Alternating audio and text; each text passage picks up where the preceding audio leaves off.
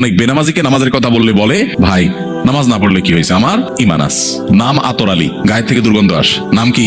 আতর আলী, গায়ের থেকে আসে কি? দুর্গন্ধ। ব্যাপারটা ওইরকম। আপনি বলতেছেন নামাজ না পড়লে কি হয়েছে, আমার ঈমান আছে। মানে আপনার ঈমান এত মজবুত, আপনার ঈমান তো আমার দরকার যে না পড়লেও থাকে। অথচ নবী করিম সাল্লাল্লাহু আলাইহি সাল্লাম কঠোর ভাবে বলেছেন, শক্ত ভাবে তিনি বলেছেন, আল ফারকু বাইনানা ওয়া বাইনাহুম তারকুস সালাহ। ঈমানদারের সাথে অমুসলিমের পার্থক্যই হলো মূলত নামাজ। এটা ঈমানদারকে পৃথক করে। অতএব কোনো অবস্থাতে এটা ছাড়া যেতে পারে না। আমি আপনাদেরকে উদাত্ত আহ্বান করতে চাই, আমাদের অনেক ভাইরা আছেন যারা বাসায় নামাজ পড়েন, কর্মস্থলে পড়েন না, অথবা পাঁচ ওয়াক্ত নামাজ পড়েন কিন্তু একটু ঝামেলা হলে তিনি নামাজ কাজা করেন। পৃথিবীর অনেক দেশে আমাদের অনেক ভাই বোনরা আছেন যারা আমাদের কাছে প্রশ্ন পাঠান, বলেন ভাই সকাল থেকে নিয়ে নামাজের সময় পাই না, তো আমি একসাথে ডিউটি শেষে বাসায় এসে যোহর আসর মাগরিব এশা একসাথে পড়ি। নামাজটা এরকম ছেলে খেলা নয়। আল্লাহ বলেছেন, ইন্না সালাতা কানাত আলাল মুমিনিনা কিতাবাম মাওকুতা।